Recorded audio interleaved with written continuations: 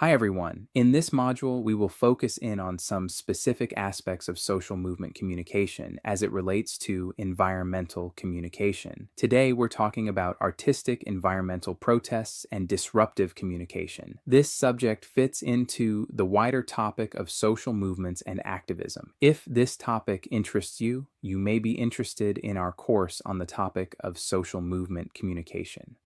There have been many environmental social movements throughout history, including recently, from Extinction Rebellion and global climate strikes to the Sunrise Movement and Fridays for Future. When I think of social movements, I think of protests. For example, I think of the People's Climate March, which took place in March 2014. The People Climate March was newsworthy for several reasons. First, because of its historic size. It was the largest climate march in history at the time, with more than 300,000 people in New York City and tens of thousands more in sister marches around the world. The sheer scale drew major media coverage. The timing was also important. The march was organized just before the United Nations Climate Summit in New York, where world leaders gathered to discuss international climate agreements. Finally, the scale and diversity of the march helped push climate change further into mainstream political and media discourse, framing it not only as an environmental issue, but as a matter of justice, health, and human rights. The other thing I think of when I think of movements and protests are the creative or eye-catching protest signs people make. Protest signs are a key example of social movement communication, and the creativity of those signs is part of what we're talking about when we talk about artistic protest. When a TV camera from a news organization pans over the march, the protesters want the slogans on their signs to stick in people's minds. So, the more creative, the better. They want to get their message out and for people to hear it, think about it, and act on it. That's the challenge for social movements and for every organization, really, getting their message out. In communication studies, we study not only the messages people use, but also the techniques people use to try to make themselves heard. Because, let's be honest, getting a message out is hard. People aren't looking for these messages. In most cases, people are too distracted to pay attention to these messages. And in many cases, people actively don't want to see these messages. Some people have no idea the movement is happening. Other people know it's happening, but their minds are already made up. There are all kinds of people, and the social movement wants to reach all of them. But how? Our reading for this module is Chapter 4 of the book Disruptive Environmental Communication. The focus is artistic activism. When social movements feel like they're not achieving their goals, they tend to move away from moderate actions and engage in more disruptive protest tactics. This might include something like blocking the street while people are trying to drive to work, and so on. This leads immediately to an important question. How much disruption is enough? How much disruption is too much? If activists want to try these tactics, they have to walk a very fine line. If they're not disruptive enough, nobody will pay attention. But if they're too disruptive, people react negatively. According to the authors of our reading, the more disruptive a tactic is, the more negatively the protesters are portrayed in the media, which in turn leads to less effectiveness in terms of public support and appreciation of the movement's goals. At the same time, protests must be disruptive to some degree, otherwise they don't attract media attention. Media attention is essential. The authors also note that protests are often presented critically in mainstream media in general. So this is where the topic of artistic protest comes in. Artistic protests are of interest to social movements as a tactic for raising awareness for two reasons. First, art is perceived positively, or at least neutrally or ambivalently, rather than hostilely or negatively. Second, artists are granted greater latitude or social permission to be weird and to perform socially strange actions because of their artistic license. So, people might be intrigued and hear them out for a minute, rather than tune them out immediately. Staged and playful situations can prank media logics to transport a message, regardless of how media comment on the situation. For example, the reading talks about protesters parading a giant pink octopus through the city, and then the police came and tried to corral this octopus, and people took pictures and tweeted about how funny and absurd it was. I'm going to include a web link in the transcript here to a Time magazine article that covered the octopus incident and an Extinction Rebellion event in Paris Paris in 2019. There's a video on that time page that shows many examples of symbolic, artistic, and creative demonstrations. At the beginning of the video, we see people in the streets pretending to be dead. At the end of the video, we see there's a coffin for the earth itself. There's people in a large elevated boat and people in penguin costumes. We see signs and banners. We hear music and collective singing, chants and calls and responses. There's a tuba and a melodica, one of those piano wind instruments. It almost has the feeling of a strange festival rather than a typical protest.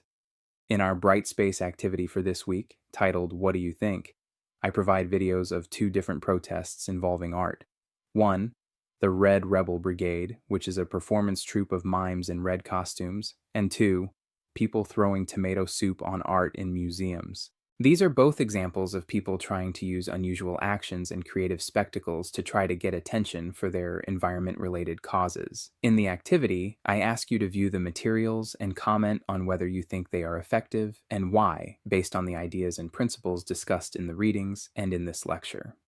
Our reading for this module highlights a few key characteristics of effective protest tactics. There are a few questions demonstrators should ask themselves. 1. Is the protest ignorable?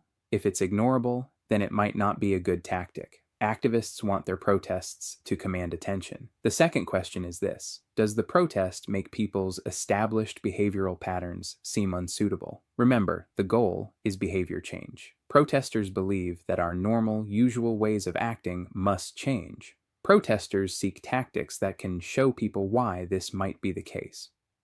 There are some other questions to think about as well. For example, does the protest make the movement seem joinable? Does the movement seem fun? Does it seem approachable and reasonable, or does it seem shrill and off balance?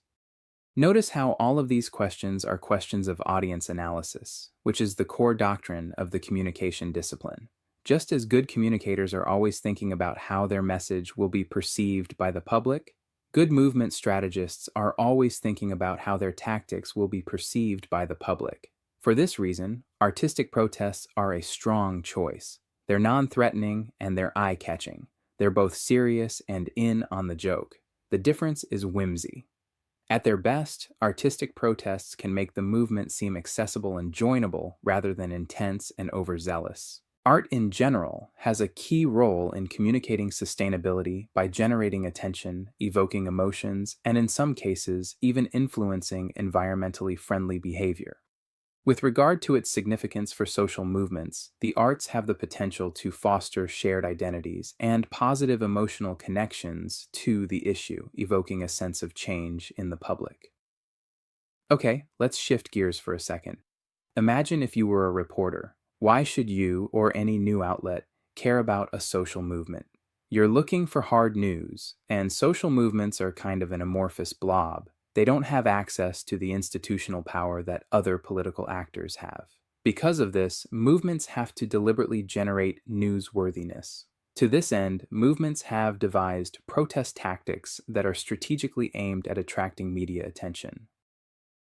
We know the media has certain things they're looking for and certain ways of framing those things. For example, to the media, we know the most relevant characteristic of a protest is its size. The media also typically record things like police presence, number of arrests, amount of damage caused during protest, because these things are objectively measurable and observable.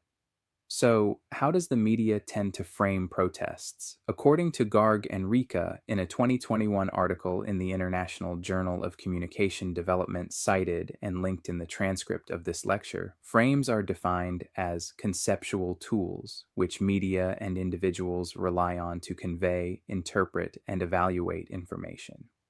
To frame something is to, quote, select some aspects of a perceived reality and make them more salient in a communicating text, in such a way as to promote a particular problem definition, causal interpretation, moral evaluation, and/or treatment recommendation for the item described.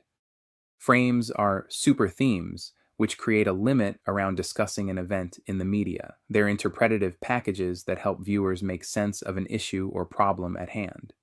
A series of media frames have been defined in the literature which characterize negative coverage of artistic expressions in protests. The circus frame is among the most commonly used ways of representing radical and artistic protests in mainstream media coverage. It refers to the odd or unconventional behaviors displayed by demonstrators.